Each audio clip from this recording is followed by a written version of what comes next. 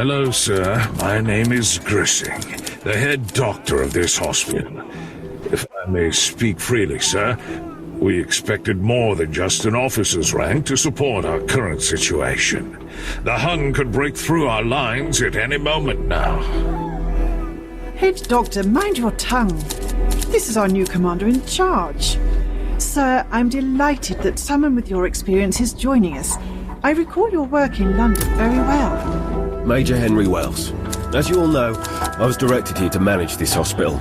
I will count on your professionalism, regardless of your private opinions about me. If I may, sir, we have wounded that are already waiting in Casualty Clearing Station. We should tend to them first. Agreed. We should not let them wait any longer. Hello, welcome to Oh What a Lovely Podcast. I'm Angus Wallace, and joining me are Jessica Meyer and Chris Kempshall. For this episode, we were given the opportunity to run a hospital on the Western Front during the First World War. We made all the decisions, including who lived, who died, and how the facility's resources were allocated. We've been playing War Hospital, Brave Lamb Studios' new computer game. The opening scenes are what you just heard. In the game, you take the role of Major Henry Wells, a British medic. I'll use that term specifically because that's what they say in the game blurb. Jessica, I'm sure you'll have something to say about the term medic. Lots of comment. Major Henry Wells, whose son has been killed in the fighting. Wells comes out of retirement to take charge of a field hospital. As the game blurb says, understaffed and undersupplied, the hospital is the last bastion of hope of the countless soldiers on the Western Front. Reading comments on the gaming site Steam, I thought these were pertinent. A day in game feels like you've played for an hour. And this game needs one of two things: more resilient staff or a larger workforce with better automated schedules. Now, these might be seen as negative points for the game, but arguably they might also reflect the idea of simulation when running a hospital with casualties constantly arriving. So where do we want to start? I mean, how do we start ethically? So how do you feel ethically even about playing a game where we're choosing who lives and who dies and who returns to the front and who doesn't? Well, even before we get to that, but that last quote you got off Steam, were they just quoting like the British Army headquarters circa 1917? Because I'm sure I've read that memo, or like, what we need is more resilient nursing staff. So I'd like to kind of flag up an objection to your previous question about how do we feel ethically about making the decisions about who lived and dies. I would like to make very clear, I made none of those decisions. I was simply the guy in control of the mouse. Everything that happened when we played this game is not on my conscience. I should say, having been forced to make all these decisions rather reluctantly, because I am not a gamer. And I found actually the whole process very stressful because which is exactly why I don't play computer games, because I find Tetris is about the level of stress I can manage.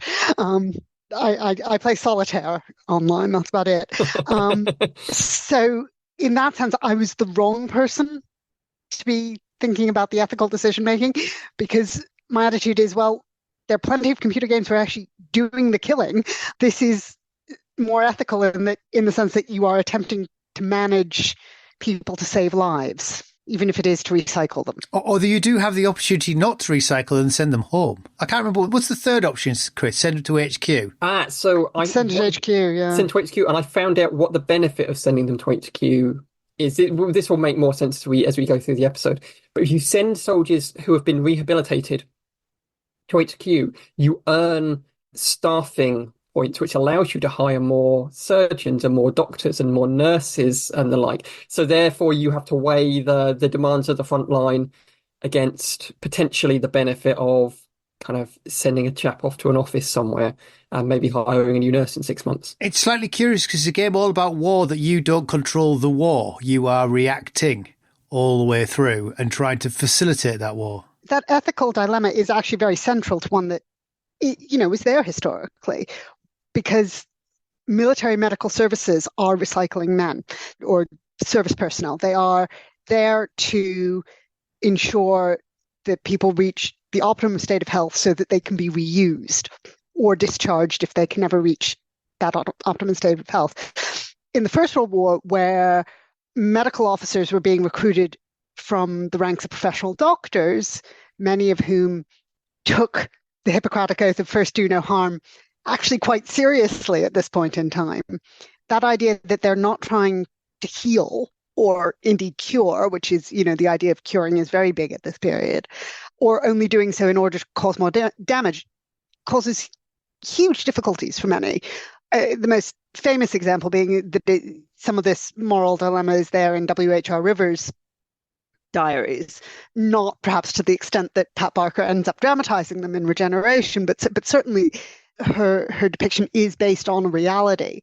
And the other key example is the Friends Ambulance Unit, which when it starts out includes quite a lot of men who become absolutist conscientious objectors when the unit teams up with the War Office and says, okay, we will take conscientious objectors in order to release more men for the front line. That's how we're going to get in with the military establishment in the context of total war, so that they don't simply reject us out of hand. And Corder Catchpole very famously refuses to have anything more to do with the ambulance unit because he is an absolutist conscientious objector and does not believe that he can take any role in a war which leads more men to have to fight, and leaves the ambulance unit, stops caring for the wounded, and goes to prison instead. So it's a central ethical issue which is certainly historically accurate. It's certainly central to the game, because as casualties come in, you rate them, and if it's a big operation, you might choose not to do them, so you can do 2 quick operations to send them back to the front, and you're doing that in the knowledge that the 5-hour operation guy might not be alive after you've done the 3 shorter operations. Or the long operation is going to so completely exhaust your surgeon that he can't do any more operations, so you're trying to get as many men, eke out his energy levels to get as many men through. But that's triage.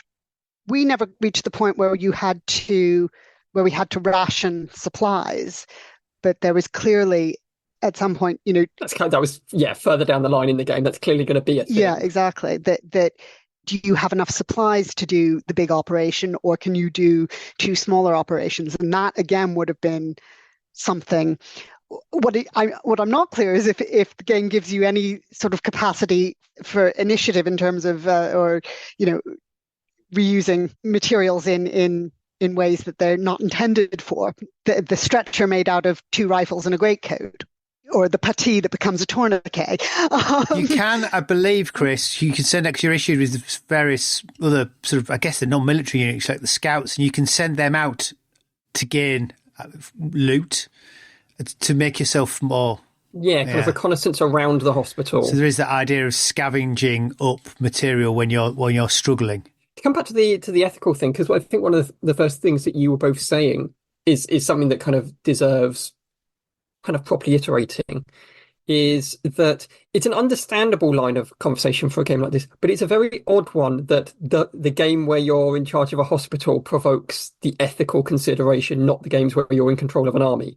I've killed a lot of computerized people over the years. I've never spent a great deal of time thinking about, poor Timmy at home who's going to get a little telegram telling him his daddy's not going to be home for Christmas, that kind of ethical aspect. But that the idea that the ethics don't apply to the killing side of it, but I now need to decide which of these 2 hospital patients is going to live and which one's going to die. This is an ethical dilemma. Is a really interesting one when it comes to game studies. And it's quite interesting how the game supports that. And this actually leads me to one of the more confusing things for me about the game. They give not just the characters who are acting or speaking, but all the patients have names and biographies, including marital status and various things, which are clearly there to sort of help guide your decisions about how you care for them, which was all fine, except that the names were so odd. And I would love to hear the developers on the naming practices that went into this.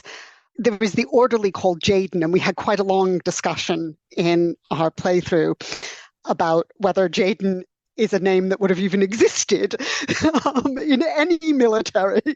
But then there were, a number of, certainly a Chinese name who was serving with the French. Yeah, there was an Emily. We did decide that potentially Emily was male. Yes, and the picture of them was male, and because there was a lot of American kind of Illinois names and kind of bits and pieces thrown in there, and I talked about when we were playing it that there's There was an Indian American as well, wasn't there? there's a real life guy who's in charge of the Royal Sussex Regiment in 1916 who was called something like Elizabeth Mary Greenwood or something like that. So you do get these slightly interesting gender split names. And certainly the French tradition of saints' names includes an awful lot of, Jean-Maries and the like. But it wasn't it didn't feel consistent with the characters that they were describing. And that was actually really distancing, I found. I couldn't engage with these men on the level that I think we were being asked to engage with in terms of making life or death decisions, because they didn't make sense in terms of the naming practice. I find this is often one of the weird oddities of being a First World War historian playing First World War computer games, in that our knowledge can at times be quite the handicap when it comes to the suspension of disbelief, because these are things that I would, I'm generalizing, but I would be stunned if 99% of the audience care about the name Jaden or any of those aspects. So all of those kind of the biography details, which you pointed out when you were playing, like the surgeon's not going to know this. He's not going to bring him in and like, oh, by the way, here's his family tree. But the nurse might. But the nurse might. But when it was us, we got stuck in the anachronisms. So the biggest anachronism, should we go for the really big one, is that there's no evacuation. What you have, it's a hospital that we're playing in, and there's a central unit, which is a bombed out church by the look of it, which is where the surgery takes place.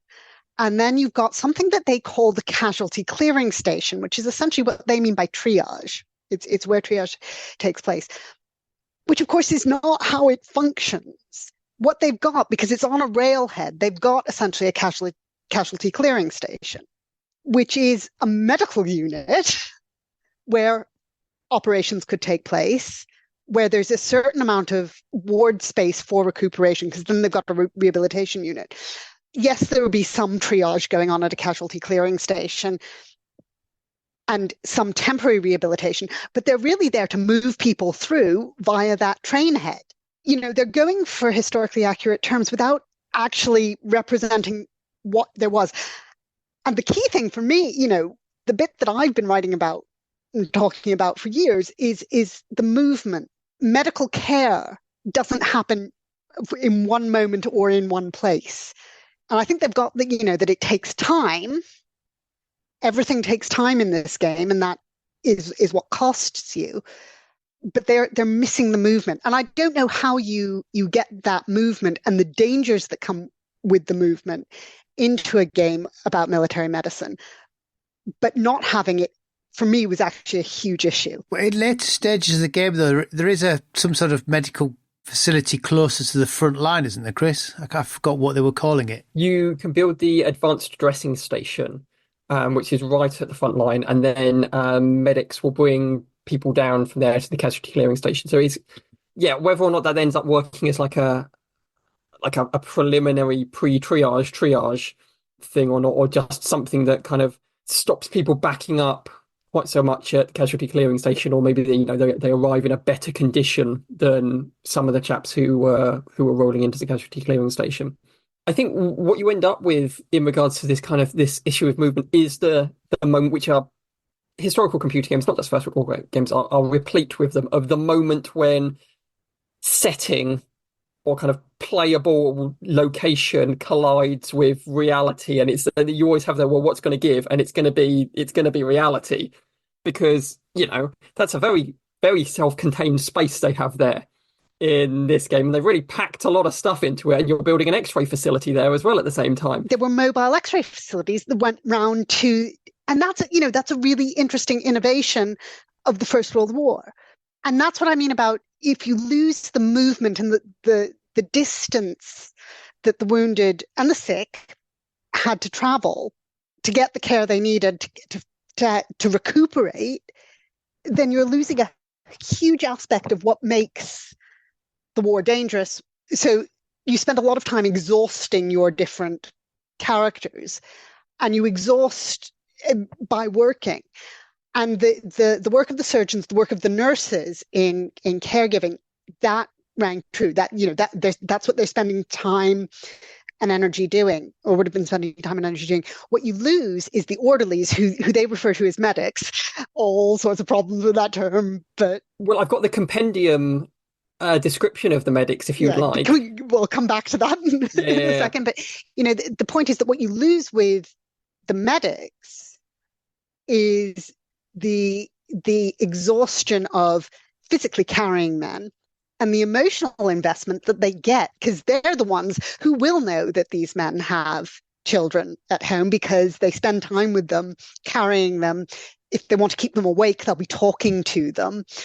Like the nurses, they're the ones who are going to get this information. But you can't get that in the space of the game. These are the men that I write about, right? Not just the stretcher bearers, but the orderlies as well. You're losing what makes them a unique part of this system, which is a little bit frustrating for me as a historian who's spent a lot of time saying they have a unique place in the system that we need to recognise. So what is a medic, Chris, considering Major Wells is described as a medic? Yeah, so he's also described as the officer in charge, or a commander in charge, or something. It's a weird mishmash of commander-in-chief and officer commanding thing. The in-game compendium describes the medics as medic teams are a pair of brave men carrying stretchers, along those lines. So they're stretcher bearers. They're just using the wrong term for it. Interestingly, you can see the lineage of them picking that term because it's come from film. It's soldier lying on the ground, wounded, medic. It's that. And then two guys with a stretcher turn up. But it's also Second World War, Vietnam War. It's American linguistic tradition from film. Does it have any place at the First World War at all? Because I was slightly curious, because I mean the setting of, because of the multicultural people with it take characters, made me wonder on which tradition they're drawing on. In the British context, you will have medicos or medics, but they actually refer to the medical officers who are trained doctors.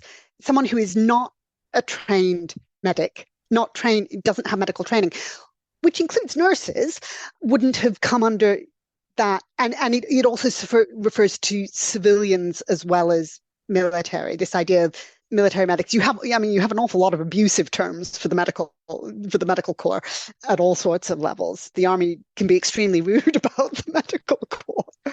Would the Americans use the term medic at this period? I think so. So I know that Marie Allett, in her book on medical narratives, deliberately uses the term medic for all medical service personnel, what I would refer to as medical service personnel.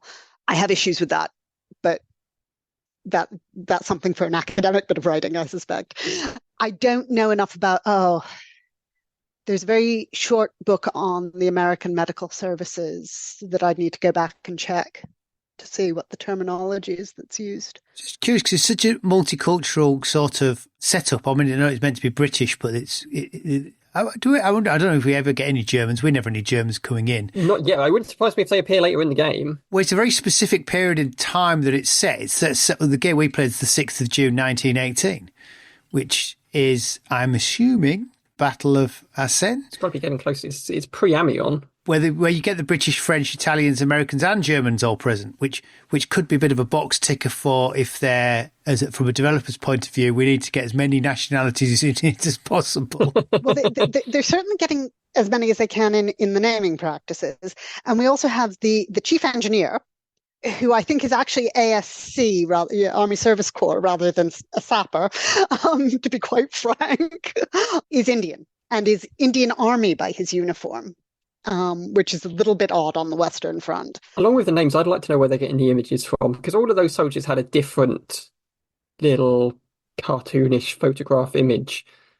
That's whether or not they're kind of procedurally generated or if they've got like a big backlog. Because, gut instinct is they're not using real names. So with other First World War games that have used made-up names, people have then, when Battlefield 1 came out, I spoke to somebody at the Imperial War Museum who said that in the aftermath of it coming out, there was a massive spike in their war stories, Lives of the First World War website, of people Googling the characters they'd met and played, which is interesting and fun. Talking of which, the IWM is credited in this game. Yes, which I had no idea about before it loaded, which is super interesting. Yeah, I wonder how much the images and names might be down to the IWN. Could it be down to them purposefully not having anyone in their database in those names, which might allow for the peculiar selection of names? Yeah, You could have just gone for John Smith on the basis that there are about endlessly. several hundred of them. So. That memorial we built in the cemetery would be very, very strange if it was just like endless John Smiths. Yeah, so that's another element to the game. As people die in your hospital, you can create a monument from a retired stone carver who's got nothing to do, and he starts making you a war memorial that you can go and view the names of all the dead. That is pure games heritage. So there was a game back in the 90s called Cannon Fodder, which was a satirical war game, which, again, you don't get many overtly satirical war games anymore. And it was all kind of slightly Vietnam-esque, slightly kind of daft Action Commando-esque, and you'd be dragging a little team of guys around.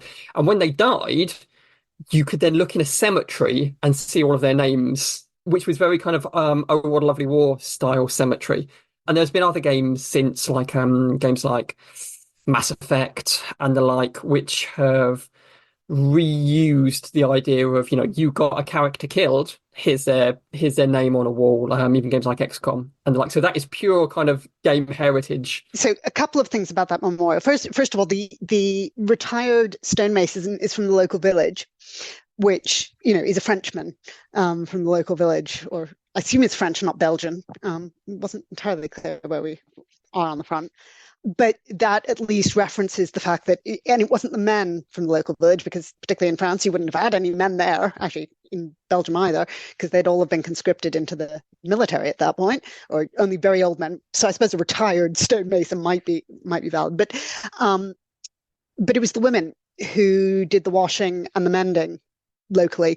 And in return, the medical units would care for the civilian population. You got masses of information about, caring for the sick children, particularly not so much at a casualty clearing station, but the base hospitals, particularly in 1914, 1915. There's a lot of soft power play going on with using the medical services to build good relations with the, well, not so much occupied, but, with these countries that the military are traveling through. The military forces are traveling through. The other thing about the War Memorial, I found it really disconcerting because it's drawing on a post-war memorial practice of, a monument that lists the names. And there's, it's part of the dialogue about the design of this, but it's very much a post-war practice. Whereas during the war, the implication is your medics, your orderlies, do what they would have done during the war, which is dig the graves for the dead and bury the dead. But the implication in the cemetery is that it's all mass graves, which it wouldn't be. There were named graves. Now, they'd have temporary wooden markers, not stone, but it would have looked something much closer to that Oh, What a Lovely War style cemetery than a big lump of rock with a lot of names carved on it. And one of the interesting things is you can cross-reference casualty clearing stations with some of the smaller Commonwealth war graves cemeteries, because what was then the Imperial War Graves Commission did quite sensibly was, find the larger cemeteries and move bodies there and, consolidate around existing cemeteries. And casualty clearing stations had large cemeteries because they had moribund wards. Men died there. They might be wounded, but as they're traveling down the line of communication, they end up at the casualty clearing station and they die there, or they're triaged and that's where they die. And they're much more likely to die at the casualty clearing station than pretty much anywhere else, unless they die in the front line, at the advanced dressing station. Curious what you say about the hospitals treating civilians, because that's an element of the game which we never got to, that arises later, where you're asked to take in civilians and it's up to you to choose whether you can use your resources to treat the civilians. And there's a comeback that if you do, you gain some sort of currency, material resource in your favour for treating the civilians. Again, that reflects a genuine moral dilemma at the time. Do you treat civilians, do they take up the beds that you might then need for a push? Now, again, this wouldn't happen at a casualty clearing station, but it certainly happens in base hospitals. Do you treat the child injured in a car accident with, the commander-in-chief's chauffeur running them down, or do you keep it for the next train that's coming in? These are balancing acts, and there are definitely periods when the civilian population is turfed out of the hospitals to make way for incoming casualties, because the military always takes precedence over the civilian. Just like transport the other way, healthy soldiers going up to the front line always took precedence over the wounded coming back, even where the wounded died because of the time. The other interesting aspect about this, the military casualties coming in, is it's never gone into like particular detail about what has happened to them. You get a symbol of like a gunshot wounds. The more holes in the gunshot wound, the more seriously wounded they are. But we were saying when we were playing the game, where are the people coming in with trench foot? Where are the people coming in with chlamydia? Where are the people coming in with whatever, malaria, whatever? Obviously, yeah, you're going to get a lot of guys who've been shot and blown up, but that's not the totality of people turning up at these places. Frostbite. I mean, okay, not in June, possibly. But you're having a real bad day. You're getting frostbite patients. But yeah, dysentery. And so trench fever, pyrexia of unknown origin, PUO, is far and away the most common. Men who just run down and not very well. Like our surgical team at the end of about the point when we'd finished. Yeah. Yeah, exactly. Exhausted. They sort of come back to that idea of that trope of grind, doesn't it? It's just a grind is the whole thing. Everybody's tired, everyone's wearing out. And even down to the fact that, even that quote where it says, there's no automation. You can't automate a little part that says, only working for 6 hours, then give him a break. You have to go back and swap them in. Otherwise, they just keep working, and it's this constant grind. But the other thing is, when they're not working, they are resting. But there's no sort of, and you can boost morale, but there isn't sort of the equivalent of the cup of tea in the grizzled. There aren't dances or leave or is there leave? That's it. Are they on the? Is there on that improvement tree, Chris? Is there any form of entertainment? Not that I've noticed. I haven't been through it particularly. It's possible. It'd be fun if there was like an option where mail from home. Or I was thinking drag act. To go with our favourite running theme. I wonder if there's like a canteen or a, I don't know, playhouse or something, mobile cinema or something. Cinema, yeah. Then straight back to work afterwards for treatment and job done. Yeah, you'd be able to move them out of one for 12 hours and move them back in after they've slept to the cinema for a long period of time. They do have a canteen because that's over by the sleeping quarters, isn't it? Yes, and it's producing food, and you decide how much food you're giving out, because obviously, again, the further into the game you get, food and resources are obviously going to be an issue. Yeah. And wine. There's a measure of alcohol which we decided was very French. Yes, yeah, and you can cut the rations to half rations, can't you? Yes, which presumably would then leave the medical staff tireder and hungrier, and more susceptible to exhaustion. But it does rain the whole time. That's because it rains all the time during the First World War. It's just 4 years of rain. The mud, the blood, the endless poetry. Well, I thought at this point might be a good moment to flag up to the listeners that we'll be giving away free copies of this game, because our copies were very, very kindly donated to us by the game's developer, and I think we've got 3 copies that we're going to give away on our various platforms. So if you are a follower of us on Twitter, you'll be able to do this on Twitter. If you're a follower of us on Blue Sky, you'll be able to do that. The same there, and similarly on Instagram. And what I would say to you is that once you've listened to this lovely episode, go onto your social media platform of choice and share this episode with the phrase "Oh, what a lovely war hospital." And we will then select winners from that and get in contact. You're going to need a Windows PC for Steam, because Angus and Jessica, you're both Mac people and therefore excluded from taking part in things that are fun. So yeah, if you've got a Windows PC, we'll flag this up again at the end of the episode. Very good.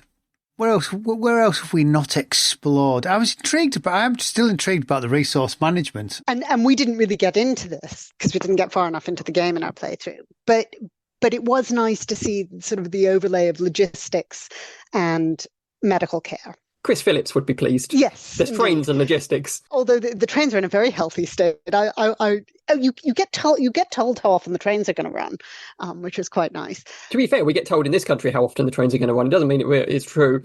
This is true. You keep on being asked to build things.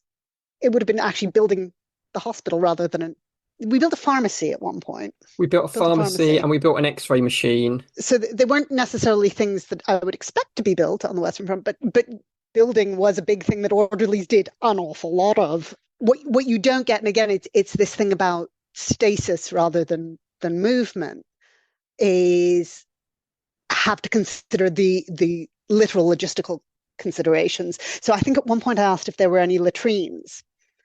Well, with any hospital, that would be the first thing you want to look at. Where's the water supply? Where are you going to locate the latrines so that you don't cause mass disease outbreaks in the middle of your hospital? I mean, you're doing your best to make things aseptic. The idea of asepsis is something that comes into sort of general understanding during this war. Hygiene's a big thing. And one of the things, and this is, Fiona Reid's argument that I very much agree with, that what the war does is make the sort of basic medical knowledge about first aid, about hygiene, about asepsis much more widely known, because so many more non-professionally trained people encounter these sort of medical ideas either through being wounded themselves or because they're serving with the medical services, or indeed for hygiene, just because they encounter a hygiene unit who come and dig the latrines. Having it static feeds into that idea. The First World War was static for 4.5 years, but it also misses out all the movement and all, as I say, the significance of the movement. And also during one of the most movie years of the entire First World War, the middle of 1918, there's quite a lot going on. Although we are slightly waiting to be overrun by Germans, which would have happened.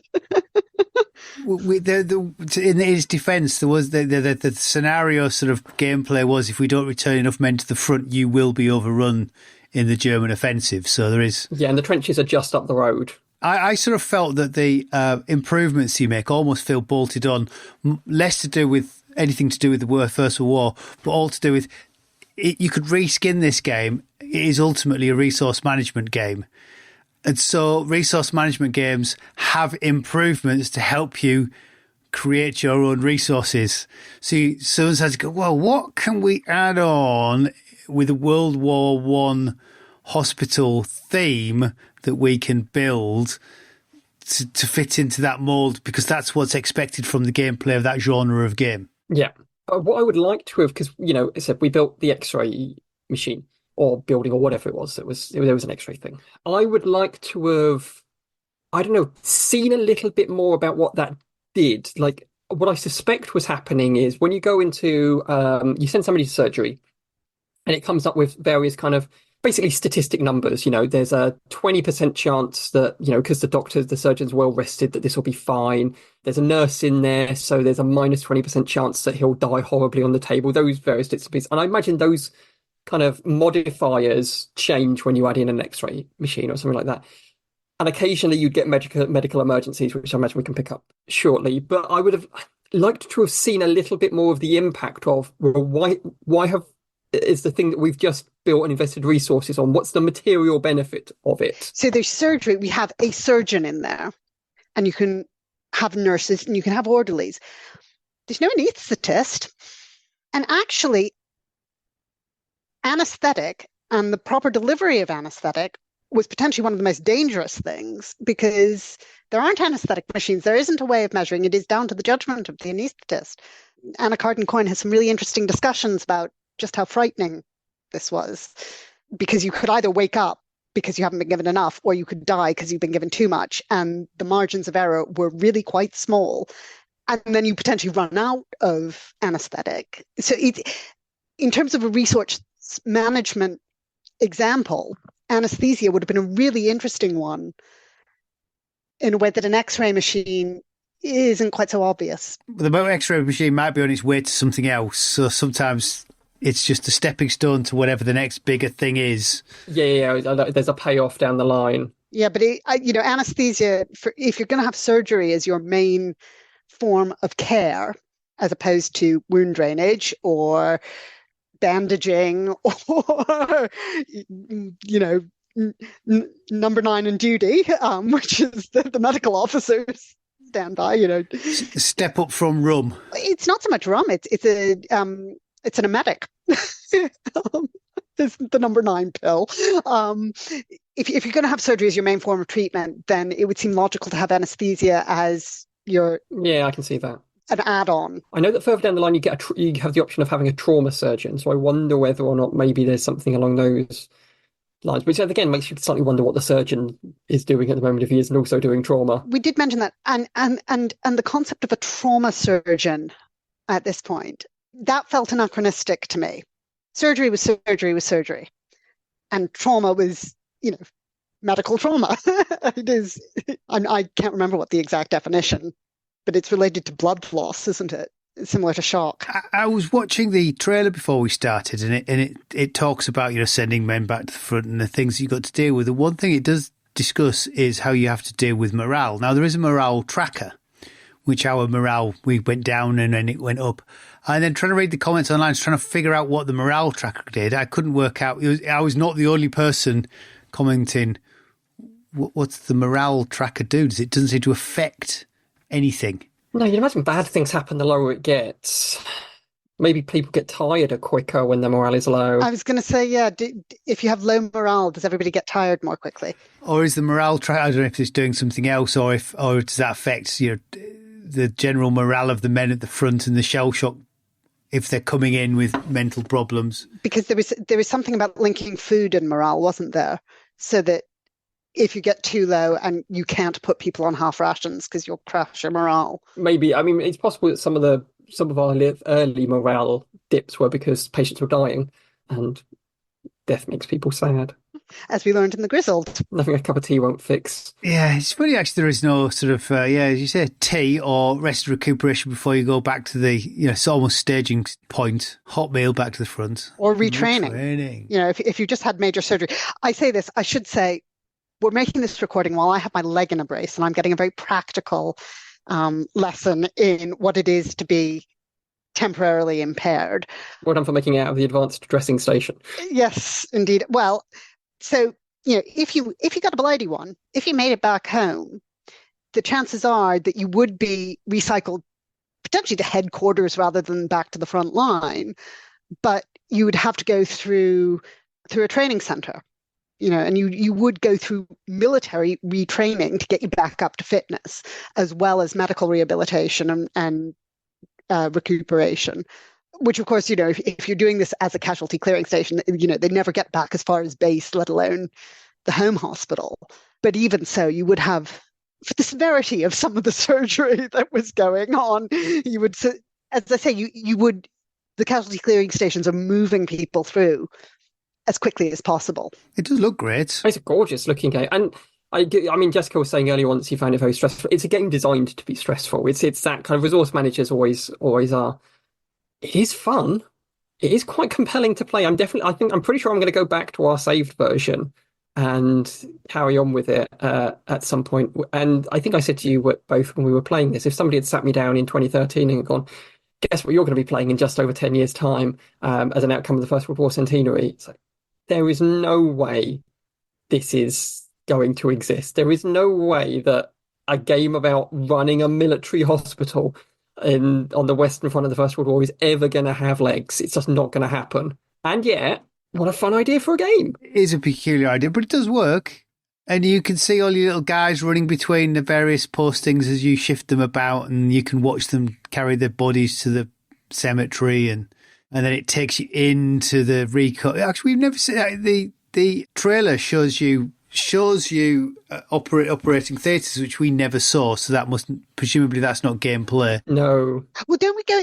We do see them when we go inside for a medical emergency, don't we? Yes, that's true. Then you do see them on the on the... And we see the inside of the rehabilitation centre. What we never see is the inside of the casualty clearing station, so-called. So we get medical emergencies, which is sort of dilemmas when surgery's gone wrong, and it's, do we want to do X or Y, save the man and use a tremendous amount of resources, or just perhaps sew him up and send him back to the front and not worry, and hopefully he'll pull through? Although we had at least one, which is this will take less time. Yeah, it was the infection appears to have cleared up on its own. Should we go by the book and it will take ages, or just sew him up and get him out again? And Jessica was very, very firm in sewing him up and getting him back out again. You don't waste resources. If you are a military medic, Rivers, in his ethical dilemma over rehabilitating men and returning to the front line, was doing this from the safety of Craiglockhart War Hospital in Scotland. He wasn't trying to manage this on the front line. And, particularly with the casualty clearing station, I'm going to say it again, you move men through as quickly as possible. You do not waste resources in a casualty clearing station. You either ship them back or you cure them and get them out of there.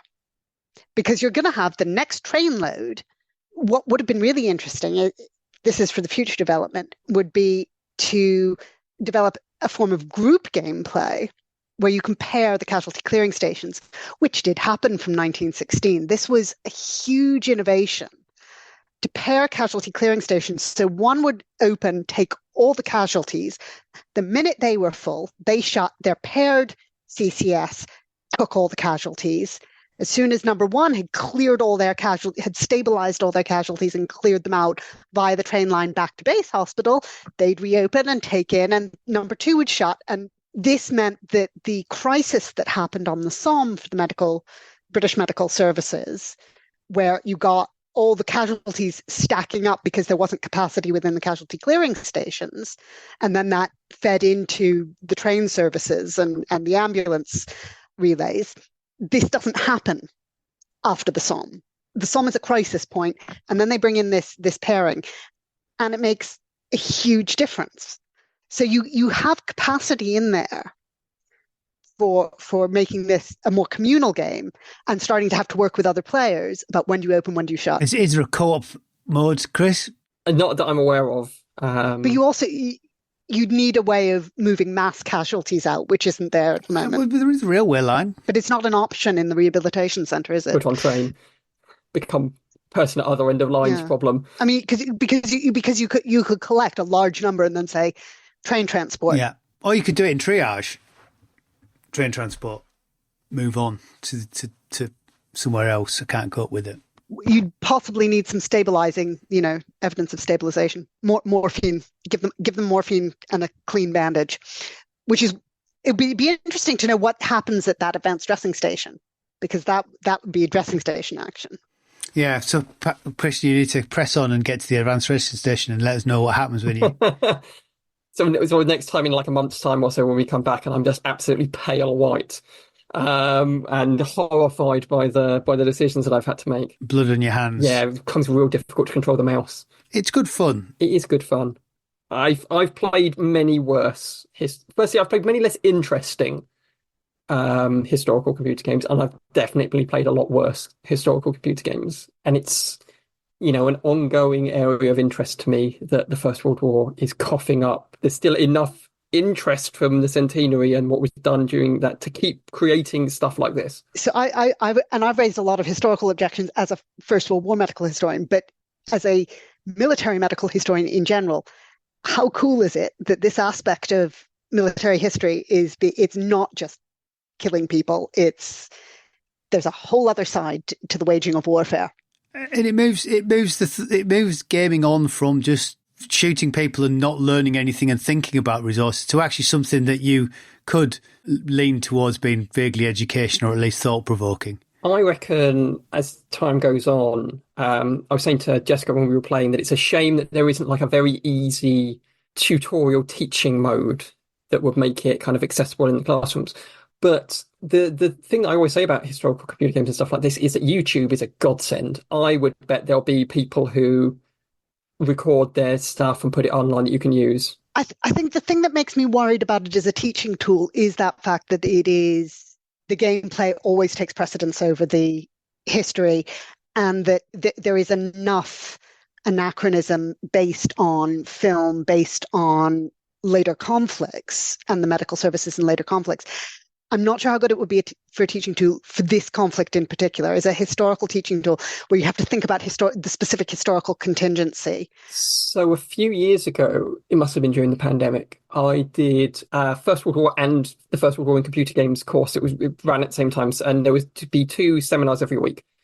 And on the first seminar, it would be, here is a theme, and we're going to explore it in computer games. Here's a couple of examples. We talk about it. And then the next day, we'd come back and go, okay, so let's look at the reality of it and see where they're getting their information from, what's been traded away for gameplay purposes and the like. And I think this could work quite interestingly in that sort of format. Yeah, I'm just not sure about it would work in an undergraduate classroom, but, I'd be worried about it going into schools.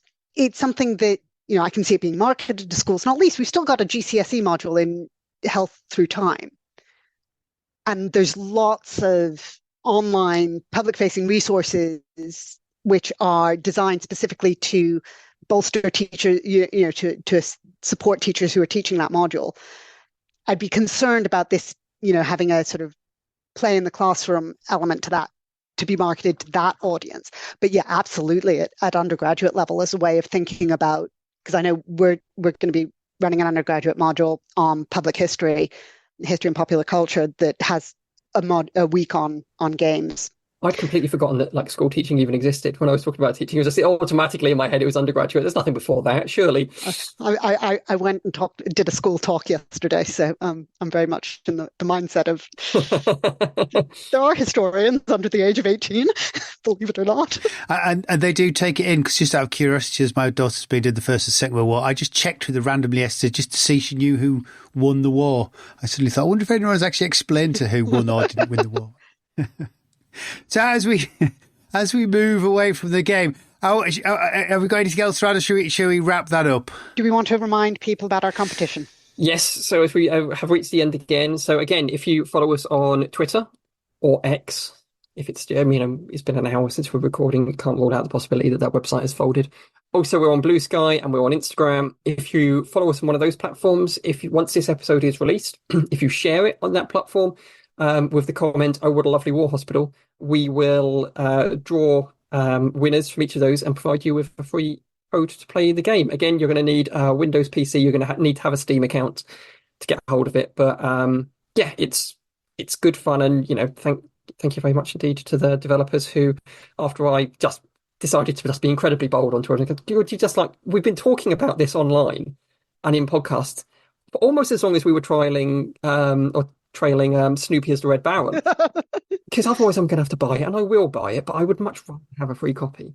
And they gave us 5. Well, we haven't got an episode next month because both Chris and I are away, so we'll be back in April with something. We don't know what. May will be looking at Oh, What a Lovely War. No, it'll be May. Our May episode should be Oh, What a Lovely War. Oh, well, we'll see. No, I think it'll be April. When is the actual show? End of March. Oh, okay then, yeah. We've got all of April to record it. There we go. That's some sort of schedule going on there. So until next time, thank you everyone, and we'll see you all soon.